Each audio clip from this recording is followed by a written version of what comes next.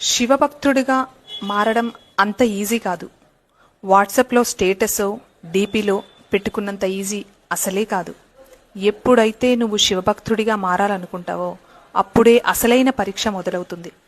ముందుగా నీ మనసు ముక్కలు చేస్తాడు. నీ చుట్టూ ఉన్న మనుషుల అసలు మొహాలు చూపిస్తాడు. నీ జీవితంలో నుంచి అతను తప్పుకుంటాడు. విపరీతమైన ఆర్థిక పరిస్థితులు ఎదురవుతాయి.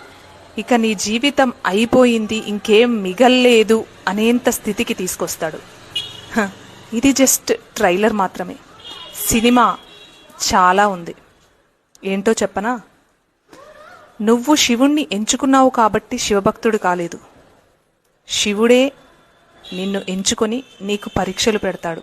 అందులో నెగ్గావా శివభక్తుడిగా మిగులుతావు, లేదా అందరిలా మిగిలిపోతావు. ఓం నమః శివాయ. Download ShareChat.